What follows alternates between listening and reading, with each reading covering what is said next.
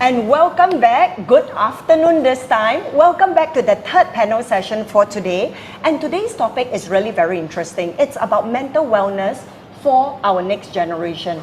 I think the truth is we are living in such a high-pressured, anxiety-filled society that we unconsciously transfer all this to our next generation, right? I mean, I think when we were growing up, play was all we ever knew. We didn't even know things about mental wellness. It wasn't a phenomenon then, right? So today's panel session, we look at the difference that parents can make.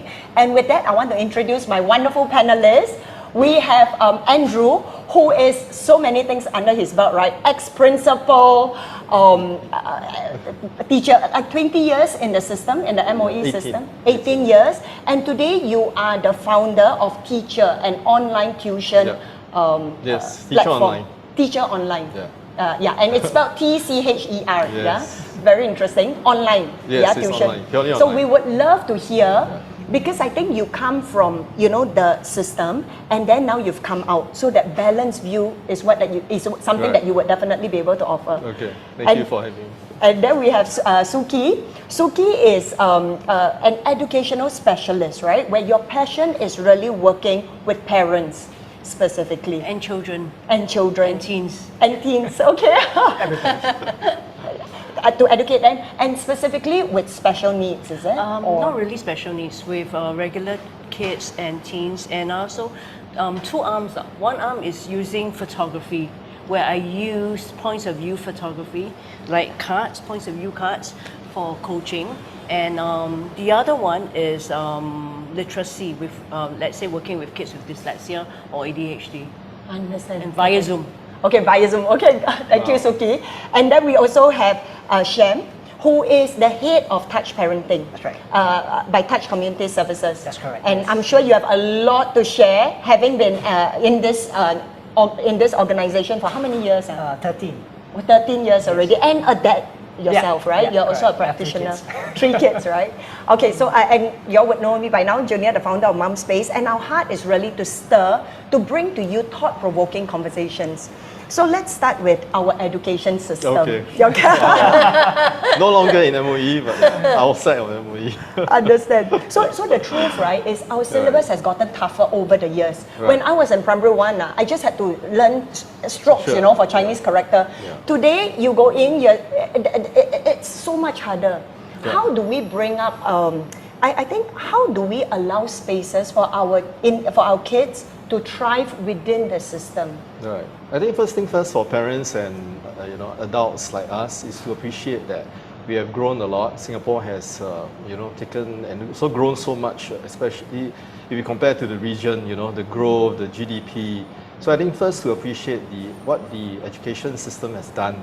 We are very very educated workforce. And things evolve, we cannot be static all the while, So the last couple of years, we have to grow. So curriculum-wise, demand-wise, the world has also changed so quickly.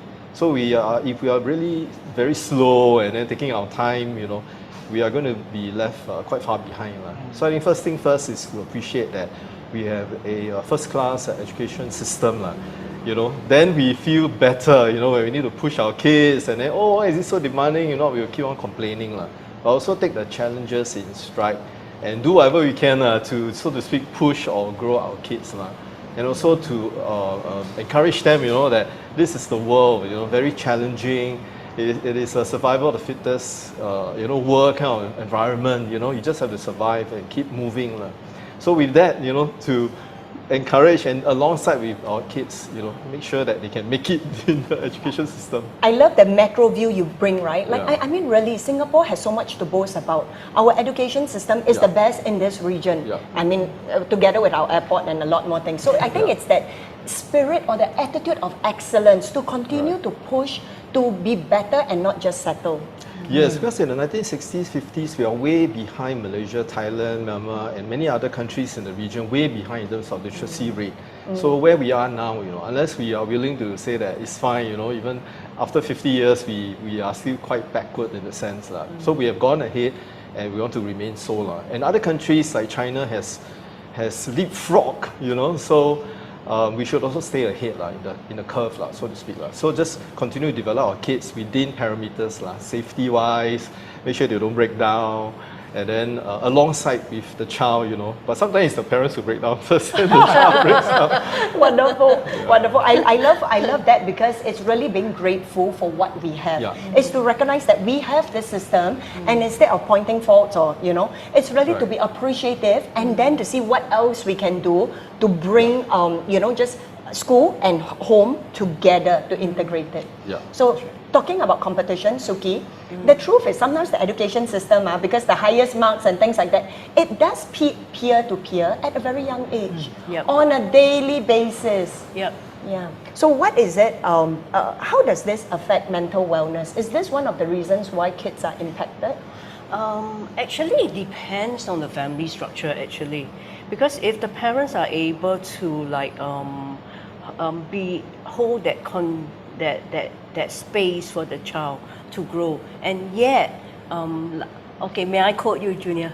I remember you were mentioning recently that how you tell your kids, that this is a game. Remember, if you play any game, like computer game, there are rules. Okay, if you don't abide to the rules, you're out of the game. So you get them in that mindset of it's a game.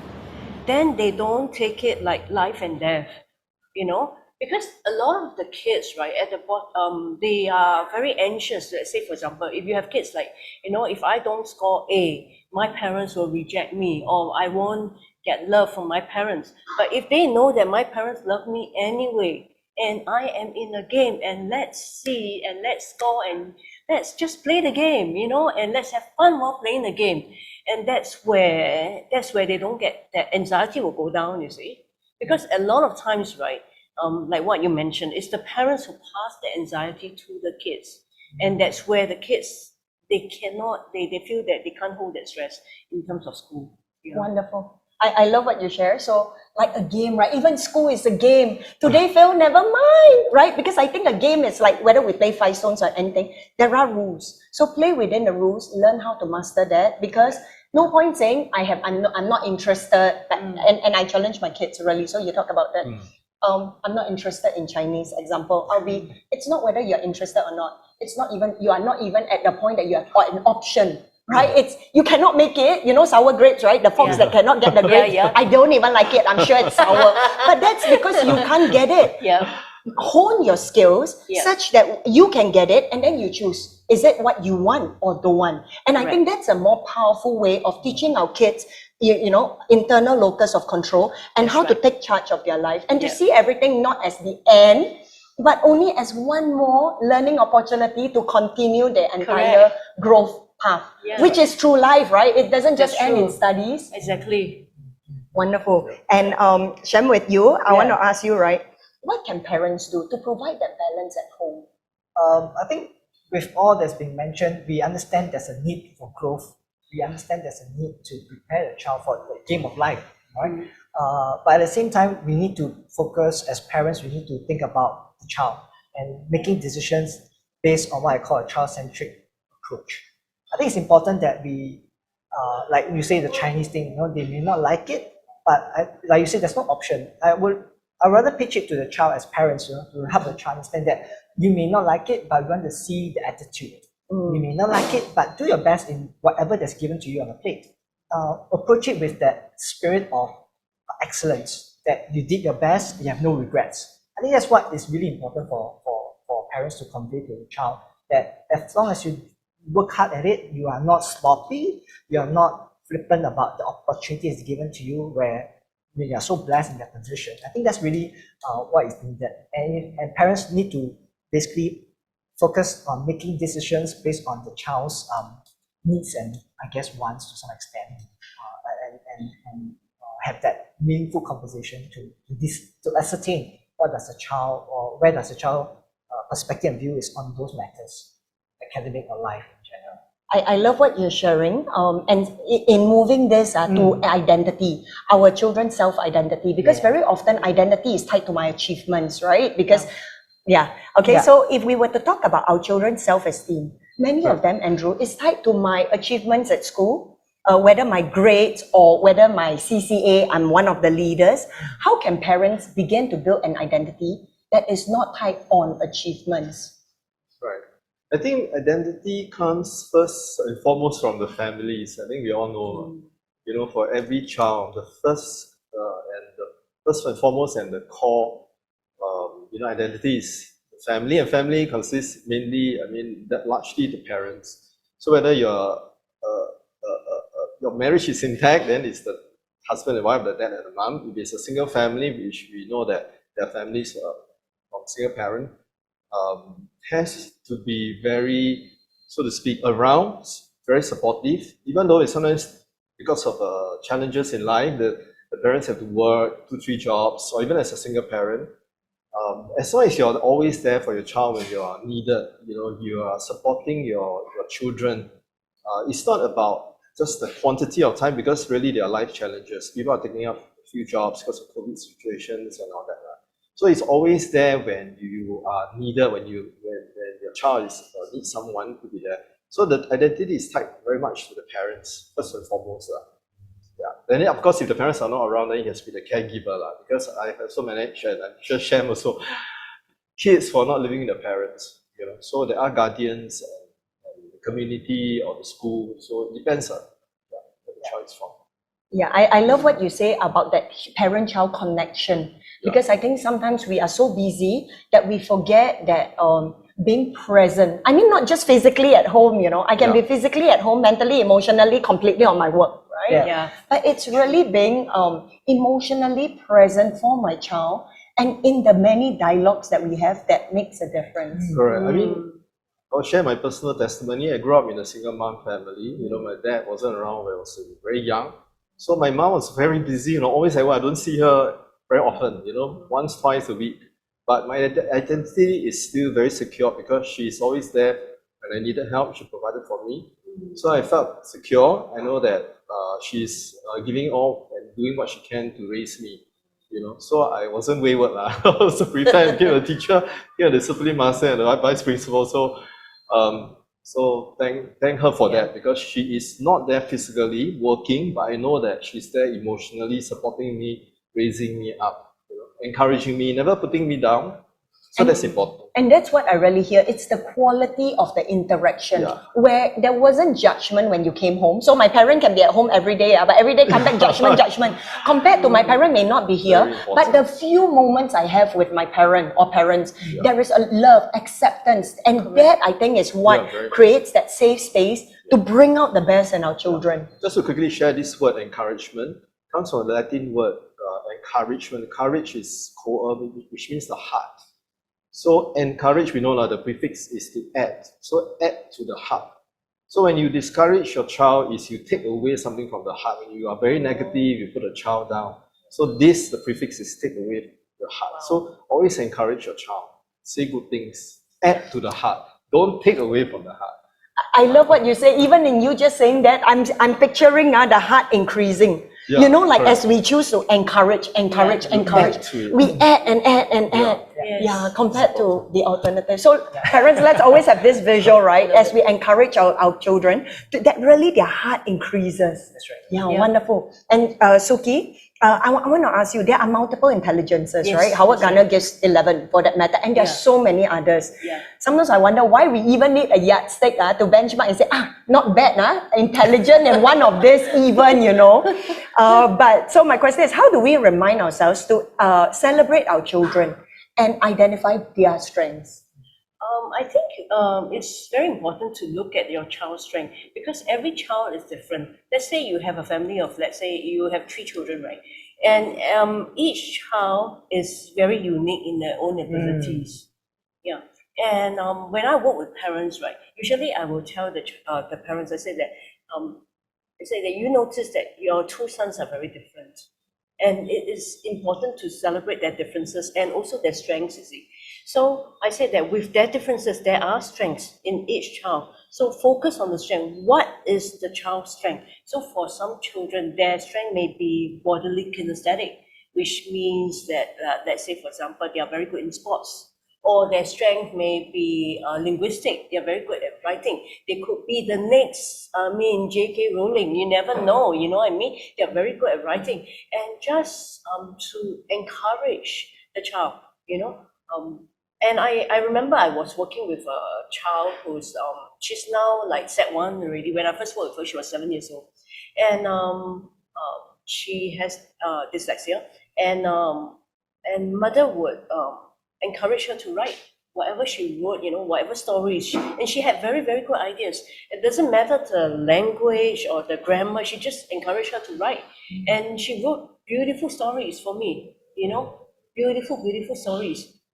I think what I'm hearing a lot is really, often I think we don't give our kids the space for them to show us what their talents are. Yes, I mean, that's at right. like 3 years old, you're going for ballet. Okay, doesn't work. At 4 years old, go for piano, and then Yeah. go for, you know, and we flood them with so many things that maybe, you know, Shem? I think when we talk about strengths and areas of improvement, we don't call them weaknesses, right? And there's always that, I agree, there's always a standard that we must do. In the work that we do with parents, most of the time we encourage parents to focus, because it needs to be intentional. We need to be focused on how good our children are. And majority, if not all, our children are good.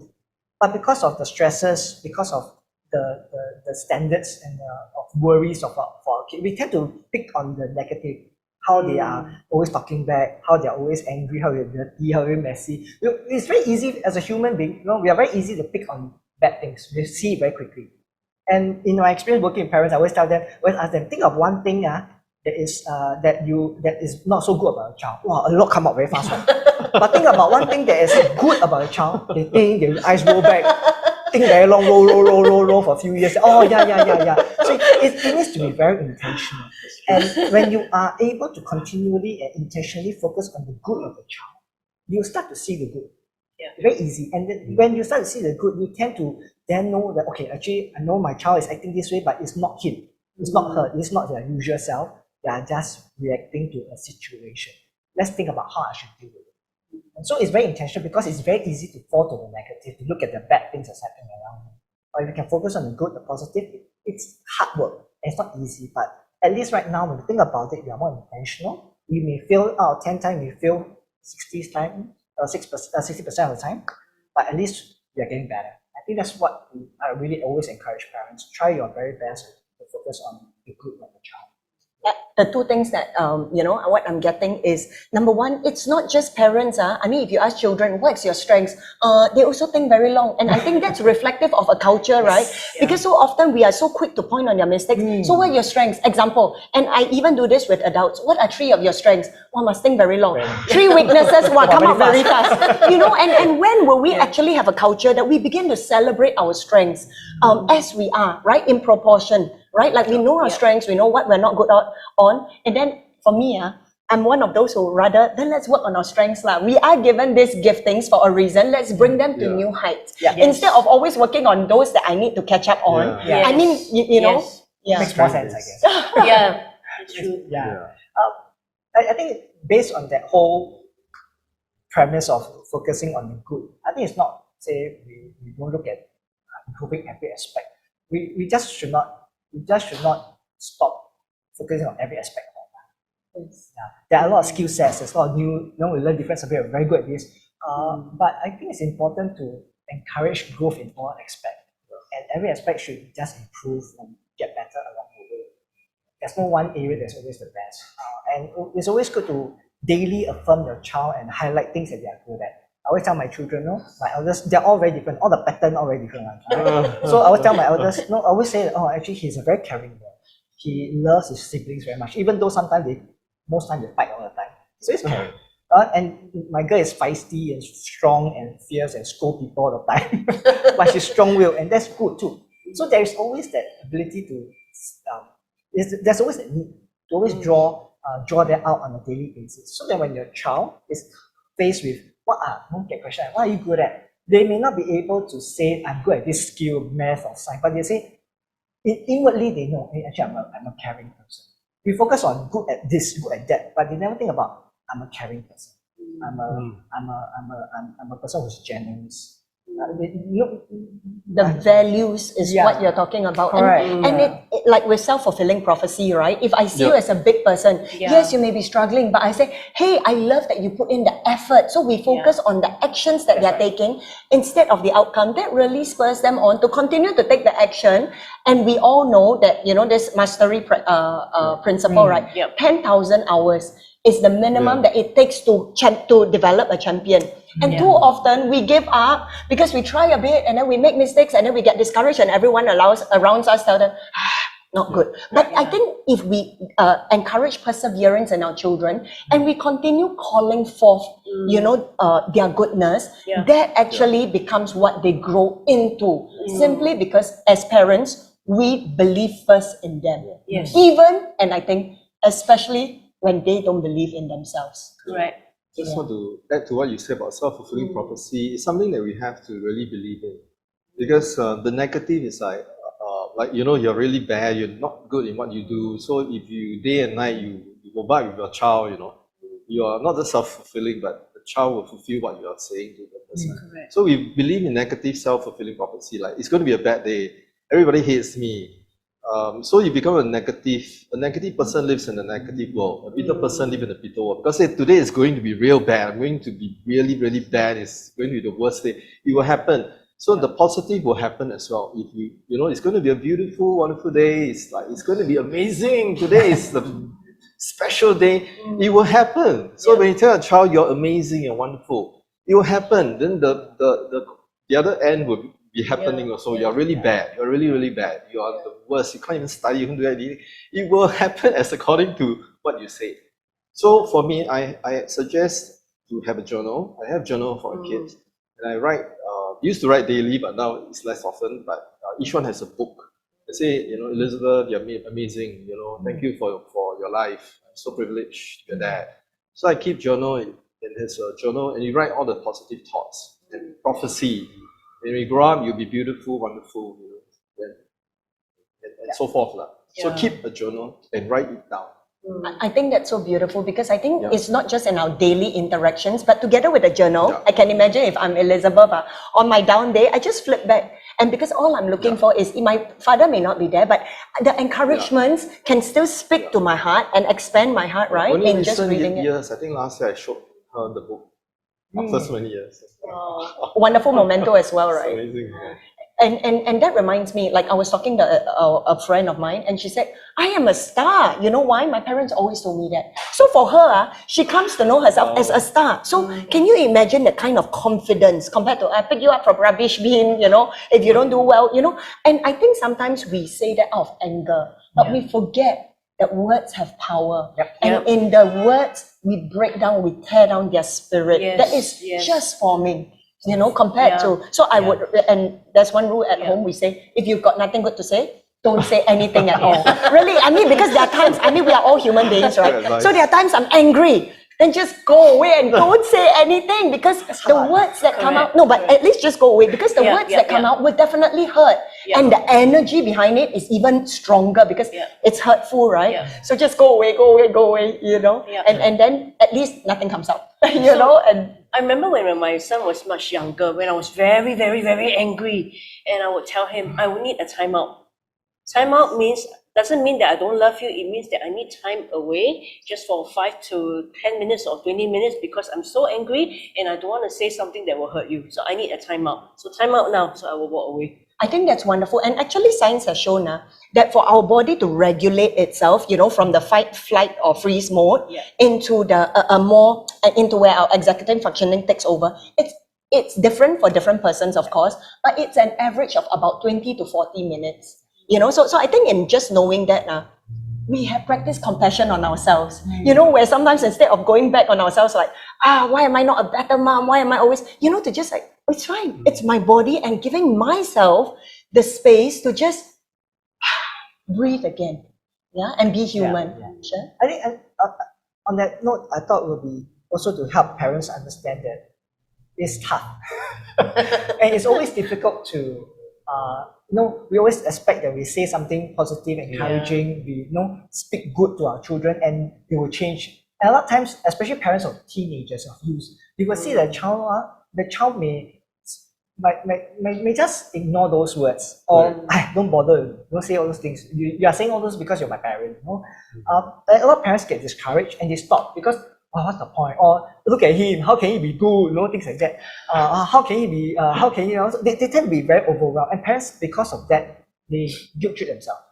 Especially parents who work very hard and don't see results in the short term. And my encouragement to parents, as we at Touch Parenting work with so many parents over the years, we always encourage parents that at the point of time, it is always a journey that you need to go through, to bite the bullet and just press on and don't give up, because you may not see the result now, but words have power. It goes into like, they may not think of it there and there, but at the moments when they are alone, they are facing the trouble, and they are able, they have nowhere else to turn to, they will pick up these things that they will remember what their parents have said to them, the words have been deposited to them, and they will cling on to those words. Many times, parents always say like, now my kids a bit older, 懂事了, or they know now. So there will be a phase, there will be a process where kids ignore parents feel slighted, parents feel neglected or not appreciated. And that will be a phase that parents have to press on and not to give up. And the support groups around when you feel that, find other parents to just 诉苦 a bit. It's okay. Your kids will always typically turn out fine because you have pressed on with persevere. And I think that's wonderful, because sometimes when we say something, we are looking for almost immediate validation. That's right. I say something positive, I'm hoping in 2 days' time you really tidy up your room. Example for that, right? But it doesn't, and do not lose heart. And this is one experiment I want to share that I did with my children to show, and viewers, please try it at home. Don't just take my words for it. What I did, they were fighting, calling each other names. Can't remember, stupid lah, whatever. So I got upset, right? Really upset. So I intervened. I said, stop. Your words, and then I think they see my face black already. No, mom, everybody does it in school, so we scold each other. We don't mean it. But to me, I refuse to let that teaching point go. I don't care whether you mean it or not. It could become a habit. So you know what I made them do? I said, come, we get green bean. So one. I said, this one, and then we put cotton wool. You know the science experiment we all did when in primary school? So this one, I said, this one is the bad one. Every day we walk past it, everyone in the family, you curse it. You say, stupid, like you so low, so loser, cannot make it, no leaves. No, seriously. I said, we do this for this one, okay? I said, the other one, we only say kind words. You're so gorgeous, you're so beautiful, you're so... And I made it an experiment. As I was describing to them, my number 4 cried. She teared. She said, no, number 3. She said, but mom, that's so mean. Why are you doing that to this plant? And I said, no, let's just do it. You can sit out of this experiment if you want, but let's do it for 1 week. You angry, right? Don't lash out at your sister. Come here, you stupid idiot, like you useless plant. Vent all your frustration and your anger and curse and give all your harsh words to this. The other one, only kind things, okay? So same conditions, centrus paribus, and then we put them out, right? Y'all want to know what happened? Yeah. What happened?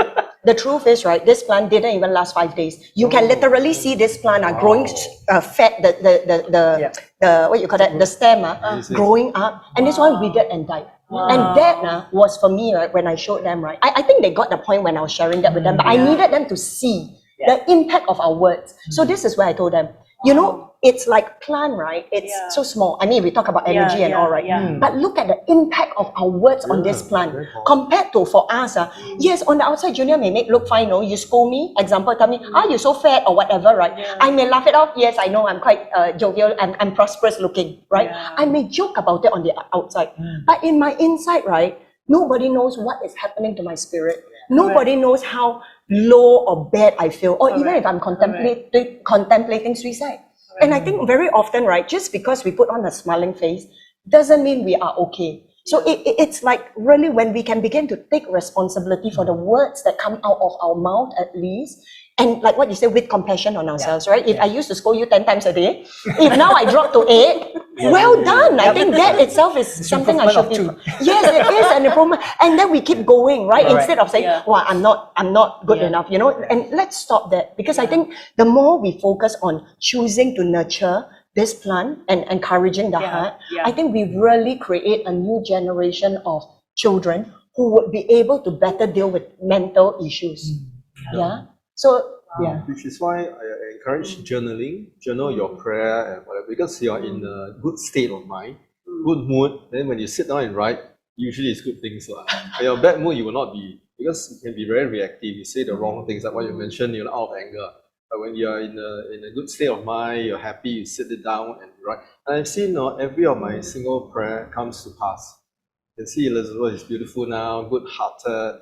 And it's beautiful. I was reading some like written 10 years ago. It's like, wow, everyone is fulfilling right before my eyes. It's beautiful to journal. nice. Write down and it will happen.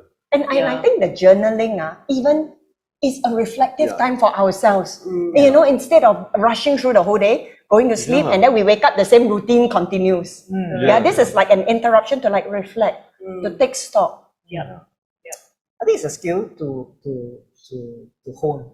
The ability to sit and reflect is a skill. And this is what we see also in today's context. Many of them are very quick. They want fast, everything is very visual.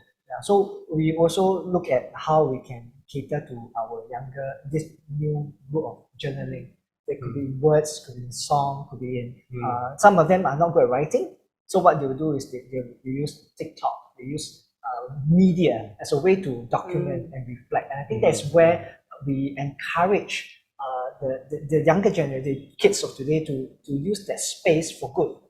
How to reflect, how to journal their life and share with people. I think that's how we can start to, as parents, evolve engaging our children in different forms and different means. I love how you use TikTok as an expression for children. Wonderful. I mean, that's how they are. I mean, that is their generation, really. So there are a lot of, I mean, you work with children with dyslexia. Sometimes writing is difficult. But with media, that's where they can express themselves in songs, in poems, in verbal mediums. I think that's where that's the beauty of what the young people can have now besides writing. And that's I mean, for parents who are viewing it, these are some other ways that they can explore with their children, especially I ask my child to write, cannot one that's how they will feel. My child cannot write a proper composition properly. So use other means. But the core that Andrew brought out is really important. The encouragement to get the child to think and to reflect, to journal. I think that's really important. I love what you're saying, because even in learning styles, there are different modalities. Some may be writings, and some may be audio, some may be kinesthetic, right? And instead of just prescribing a method, it's really getting the principle of why I want you to take time to think through, to express yourself in whatever medium suits you. So that's right. Wonderful. Okay, let's talk about culture now, because if we talk about mental wellness, I think it's not just an isolated individual thing that happens. It's really, if we talk about culture, so Andrew, I want to ask you, China, banned tuition. They used to be it was a huge economy for China, but when they banned tuition, I want to listen. What's your take on their BOMO? Because China is a superpower, and when they say I want to go digitalization, boom, they transit faster than any other countries. So are they on to something that maybe we don't? Right. Maybe our next question will be, will our Singapore government ban tuition? I'm in the tuition business. But that was a very bold move, and China, I know I'm asking you being in the I think it's a very business. huge question. Because I think a lot of us just look at the surface that it's just China, the Communist Party banning tuition. So it's very one-sided. It's very superficial. I think we have read in newspapers or some other, business times, Bloomberg and all that. There are many other factors that we do not know of. Whether it's about, trying to control some tech giants or, the very rich guys to put some control in them and all that. So we won't really know what are the issues because they're just too big and too secret, so to speak, for us to find out what are the real reasons. So very hard to comment, why are they doing so and will they continue? But definitely one of the reasons is really to make sure that they don't get overstressed from what we read in the papers. But definitely there are a lot of underlying current stuff that we do not know. Just too big a topic to comment, really. Understand. Because I'm just thinking, right, Singapore is such a pressure cooker, right? I mean, really, it's such a pressure cooker. So Yeah, I'm just thinking like in just banning it now, then there's no more option. You remove completely the option, and Yeah. people are then forced to think about maybe potentially how to connect better, how to spend more time in the being Either instead that or of you being. go underground. Yeah, oh, yeah, Those things are yeah. happening. Yeah, that's true. Yeah. That's true. Yeah. Suki, how do we create spaces? How do we create spaces that does not follow the beat to the culture that celebrates just academic excellence? I think I was just reflecting on this question on the way here and then yesterday. And I was thinking that sometimes, right, it's not easy because in Singapore, right, there's a lot of noise. There's a lot of noise, be it media, be it social media, be it the news and everything. There's a lot of noise. So I think it is important for the child and for the parents also to maybe once or twice a week, right, to just take a walk in the park. I mean, where they are, there's park, and really connect with nature and take a walk and take stroll or take you know I live in Punggol and I see a lot of people running around there. It's beautiful, and I'm glad to see that many people are engaging in that, to take a run and take a walk. Because when you take a walk, right, and you are surrounded by nature, right, it no matter what, right, it will calm your spirit down. It will give you that space, right, to just breathe and just to and instead of that rat race, okay, go, go, go, go, go, go, go, go, go, go, go, non-stop, non-stop, non-stop. Instead to just, for that maybe that once or twice a week, right, to have that, what I will tell my clients to have that, what we call that pause button, that pause button to just pause and just be in the company of nature and just take a walk in the park. Smell the roses. I mean, we don't have roses, but look at the flowers. Okay, so for parents who are right now in the Zoom. So when you're taking a walk in the park, observe the plants. Observe how does the plant looks like, how does the flower looks like, which you have never ever observed. It will do a lot of stuff to you because I do that nowadays. I do what we call conscious.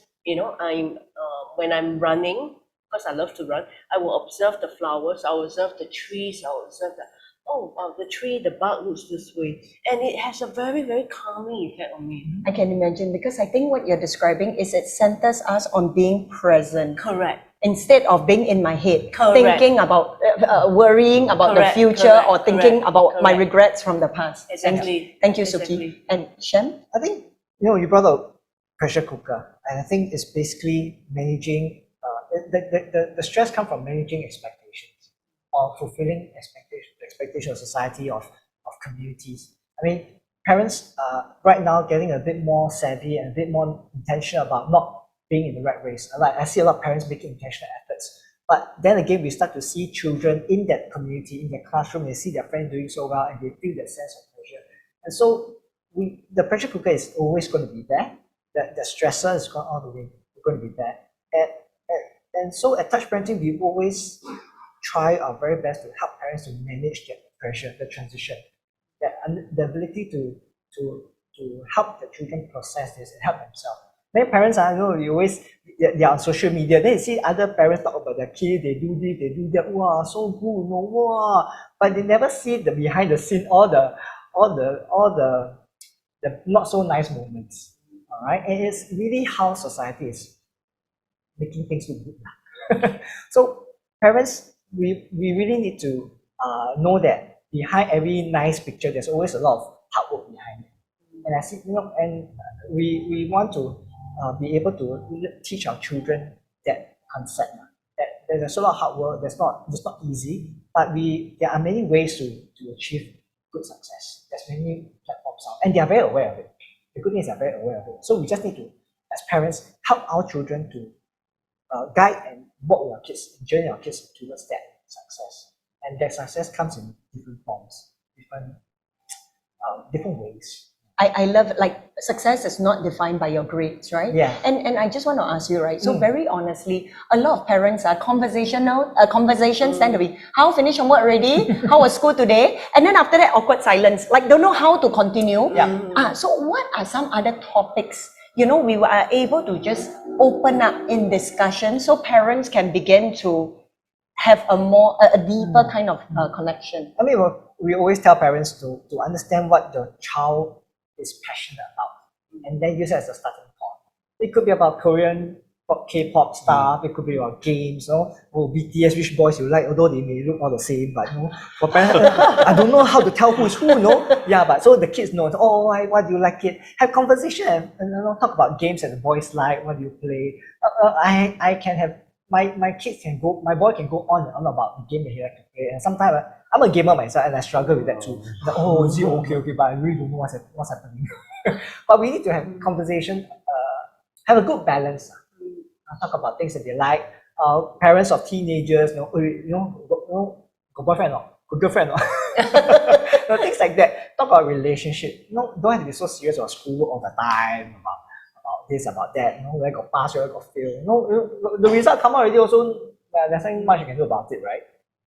Just have fun conversing with children about daily life, about life things, about relationships, about likes and dislikes, who you hate, who you don't like in school, who make you angry, who make you happy, what's the fun, conversation we have at the end of the day is always good. We always encourage parents to have conversation like, what makes you laugh the most today? What was the funniest thing that happened today to you? What's the funniest thing that happened to you? Or who made you angry today? Anyone who made you angry today? Yeah, who's that person? Let's talk about that person. In the safety of the home, let's badmouth the person to some extent. Why does the person make you so angry? Okay, then process that thought with the child. These are simple questions that you have. I love what you say, and in sharing your most embarrassing moment or why you don't like the teacher, instead of coming back, but you shouldn't don't like teacher, and just withhold, right, all our solutions or our opinions, and just really just listen and listen and listen. Correct. Yeah, because I think very often, right, the more we listen, the more it's out of their space, and then they will know how to think themselves. There's us who tend to be on a problem-solving mode a bit too often, yeah? That's true. If we were to continue to talk about expectations, because you're right, sometimes I see social media, Yeah. you see this, recently is PSLE scores, right? But if not, win this award, and then my child average or below average. So, Andrew. Yeah. We've all been conditioned to excel, and you Right. talk about breaking points. Do you want to share a bit more? Okay, maybe comment on the pressure cooker first. Is not to also overprotect our kids. Because as compared to other countries, again, in perspective, in the Philippines, the schools are closed for 2 years. And they're not really doing anything, in terms of education for the kids.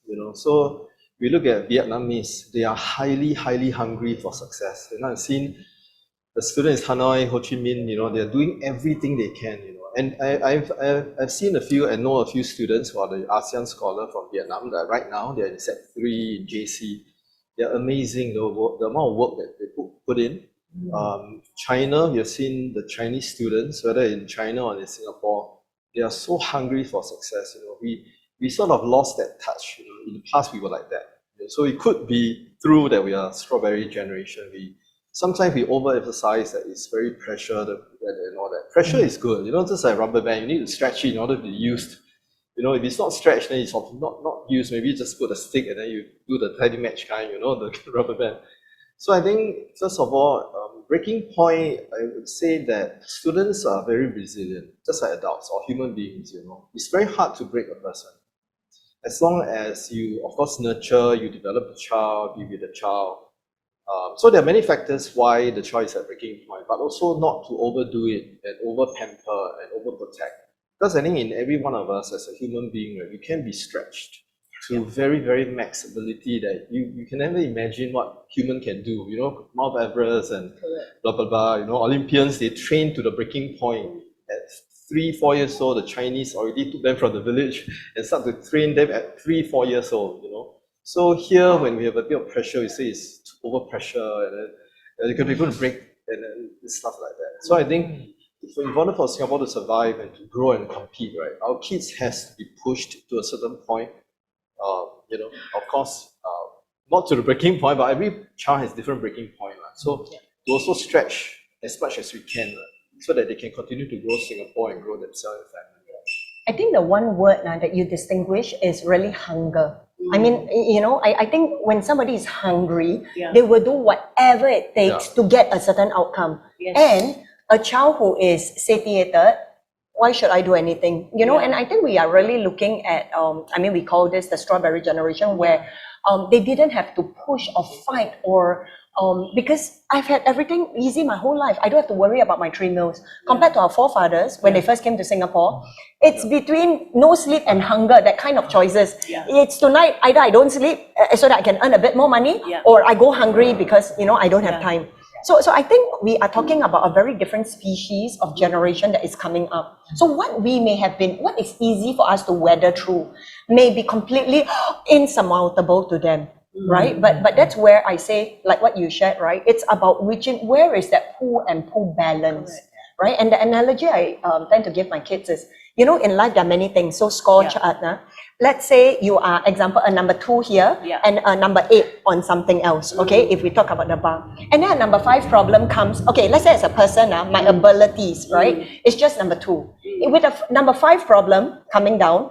5 is obviously bigger than 2, right? Ayo, die, cannot handle. And this person will be stressed out, angry, resentful, or just completely, it occurs, it's not possible. Compared to the same problem for number 8, sway, it's easy, no chill, come on, it's easy. So I think as we begin to develop our individual abilities, right, whether to think, whether to collaborate, whether to connect, I think as we begin to bring this up, we begin to be less impacted by challenges that the world throws us. But if we choose to, I don't want to do so hard, and not grow the individual, how do I say, numbers or abilities, that's where we will be a lot more reactive, right? And a lot less happier, because so many things we cannot deal with. True. Or it occurs to us that we cannot. Shen? I think what we are dealing with in this current climate and context is that the younger people, the younger kids and youth define success very differently from how we define success. That's the gap that we are trying to meet in the center. And maybe we just need to understand how we just need to understand how are they going to define success. I work with a huge range of type of parents, from this to this, really huge range. And in between, I see all kinds of stories and the circumstances they are in. Yes, sometimes parents will see that their children are not hungry for a lot of things. There's no drive, but I disagree, because if you will talk to the child properly, you understand. Everybody has a drive for something. Correct. It's just that drive is not acceptable to The parent. If you talk to a kid who is gaming a lot, he has drive. He will sit there 24/7 to make sure that he achieves well in that, and that's drive to me. It is not it may be at the point of time not acceptable or not appropriate, but he has drive. But how do we channel that drive to have a better balance? How do we help him to adjust that drive for a wider variety of things, so to speak? So it can be done. It is where we need to help our kids to understand, help parents understand that our children now define success very differently. I want to be a online game streamer with 1 million viewers, 1 million subscribers, and that will be enough for me to survive and do well for the next couple of years. By all means, because they can earn lots of they do, but a small percentage reach there. The rest will probably struggle behind, and that's where parents are concerned and worried about. But to some extent, we need to give the child the time to find that space, the identity of where they are.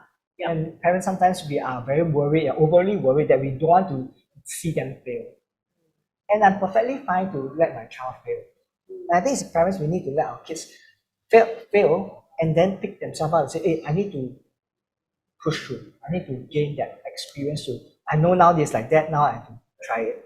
And that's when I, for example, I let my child wants to learn Aikido. Aikido. Aikido, and I said, okay, let's Taking try. Aikido. Oh, really? So let's go and learn Aikido together. So he signed up for it, I signed up for it. Nice. Both of us started the class together. 3 months later, boring, oh. I have a conversation. Hey, boring, oh. No, Papa, very boring. We didn't enjoy it. I mean, there are really good stuff, but we didn't really enjoy it. It was too slow for us. I said, so we quit.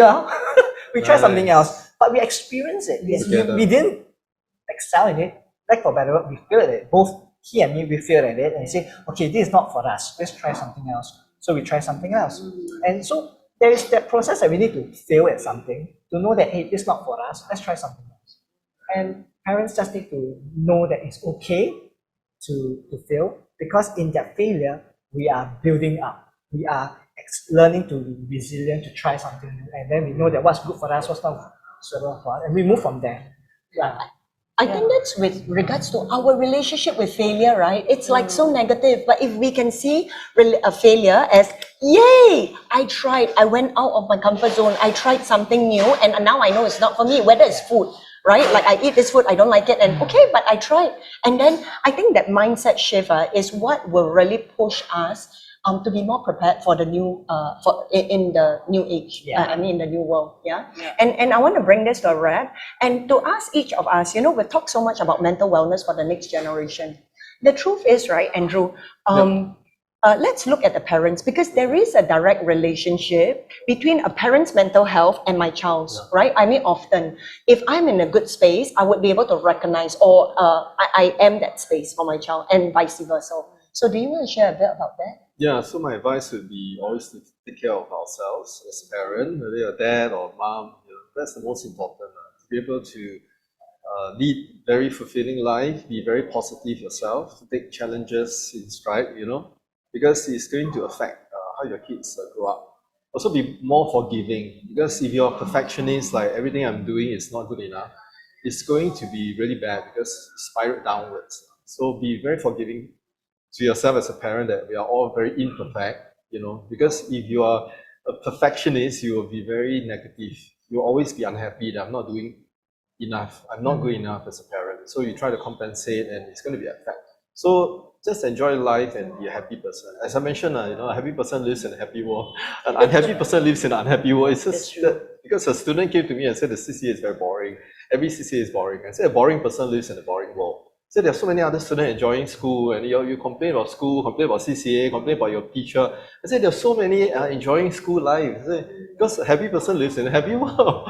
You're unhappy, you live in an unhappy world. So be happy yourself, take a breather, like smell the roses, and, take a break, and then when you're happy, your kids will be happy. Yeah, that's true. Yeah. I hear what you're saying, and because very often it's the lenses we view the world, right? So let's say something happens here, let's say an elephant walks in here. I'm sure 4 of us will all have different perspective. One may scream and run away in fright. One may like, where am I in a dream? And it's really our perspective that clouds the existing occurrence. So it's never what happens. It's our interpretation of what happens that affects our psyche and our emotional health. Yeah. So thank you for that. And Suki, what can parents do to stay in a good space? Because we know this stuff in our head, but the daily grind of work is such I've got no time. I mean, I've got no time to even reply to my WhatsApp messages or even check on them. All right? So I would give one CONTROL 7 acronyms under control, because I did this workshop last year when we had COVID shutdown, and I did a workshop in the US and for the Rotary Club, and also I ran daily workshops. So it's the CONTROL, control. Okay, so C stands for control whatever is within, whatever you can control, because there are things that you can control and there are things that is beyond your control. So why worry about things that are totally beyond your control? So think about like a hula hoop. What is in the hula hoop? What is inside your control? And just work on it. I mean, the Omicron virus, the whatever is totally beyond your control already. So no point worrying about it. So what can you focus on? So focus on what you can control. Then O stands for have a personal oasis. That means your retreat. where you like to retreat. So some people like to, do, like pottery, or some people like to run, or some people like to cook, or some people like to, attend to your plants. So have that, the Oasis. Then, and attend to your own needs, because it's very, very important to attend to your own needs. You need your own social group. You need your tribe. You need people who understand you. Then T, togetherness. Togetherness with people is very, very important. Then R, reflect on your past successes, because you always look at what I failed. Number one, number two, number three, all the things I failed. But what did you succeed in? What are your past successes? CONTRO. So O is observe your thoughts and emotions. So when I would actually recommend to my clients now that to do a meditation. So let's say a simple meditation where you just sit and on the chair and just observe your breath and just breathe in and out, and feel your feet on the floor and look at something in the background, let's say, and then you look at another picture on the background, something that's different, and feel your breath. And it's something simple like that, but it really helps. Because when you observe, right, your thoughts and emotions, let's say, for example, during the day, okay, you can grade, say, for example, I'm in code green, colors. Code green means very relaxed. Then yellow means a bit annoyance. Then orange means, wow, getting stressed already. Then red means, wow, cannot tahan already. So that means, so I teach my clients, right? So before you reach orange, right, you notice that you're reaching there. What can you do? You can breathe, or I can go for a run, or I can listen to music. So yeah, observe. And L, limit the media, limit the news. Once a day, listen to the news about the Omicron virus or whatever virus, okay, once a day. Then the rest of the day, live your own life. That's true. Wonderful. Thank you so much, Suki and Shem. Any last actionable tip for parents listening? I think we always advocate for being intentional. Like, basically, whatever that we're doing, we're very intentional in every aspect of our lives. And I think with parenting, with thinking about our mental wellness and our children's mental wellness, is to be very intentional in what we are being mindful of what we are doing. And of course, I want to echo what Andrew was mentioning just now as well, is that we are all learning how to be a good parent. There's no perfect. Then when we try to be perfect, we will just fall short. And when we fall short, we go into that self-condemnation mode. And then everything will start to fall apart. So do your best, recognize that it's a journey, and recognize that we're all in the school of parenting forever. So what I always like to encourage parents, never stop learning, never stop trying to parent your child differently. Let it grow, engage, and focus on how you can work with your kids as they get older and older. And both my kids are older than my kids, so I have a long way to go for that. But I realized that there's always there's always seasons. There are seasons where it's tough, and there are seasons that's call it the mountaintop experience and the valley moments. There's always a season of valley moments, season of mountaintop. Experience all of it and enjoy it. And though it may be tough, there was always support group around. Mom Space is one of them. There's so many resources, there's so many communities that can help you and support you, that can bring people together. Find those places, find those spaces, and then you will be able to, that you're not alone in the journey. And that's the most important thing. Yeah. Wonderful. Wonderfully said, Shem. I think we've covered many topics today. We talk about labels, we talk about expectations, and I want to conclude here with saying acceptance is a common theme that I hear. Acceptance not just our child for who they are and where they are, of who we are and where we are in our entire parenting journey, or I would say even life journey, because I am not just defined by my mother role. There are so many other roles, right, to me as a being. So instead of labeling myself as, all that, throw away labels and just accept, right? I am where I am, and revel, in that. Really, I am where I am. Tomorrow I'm going to be a slightly better version, and if I'm not, it's okay. I made the effort, right? And I think with that kind of mindset is what we can begin to harness for our children, to push them to make mistakes and to still enjoy being in the now, which is what I hear a lot of. Yeah. So thank you, viewers. I trust you had a very enjoyable and insightful session. Do join us tonight with the QR code given, because we will be having at the marketplace specifically free stage time talks that start at 8 o'clock to 11 o'clock. Otherwise, so the QR code is up. Do scan it. We start at 8 to 11 o'clock, half an hour time slots, talking about how do we prepare our children to be future ready. It's completely free and sign up. With that, I want to thank each and every of my panelists, and you have a blessed Saturday. See you tomorrow at 10 a.m. where we talk about screen time seduction. Till then, bye-bye. Bye. Bye.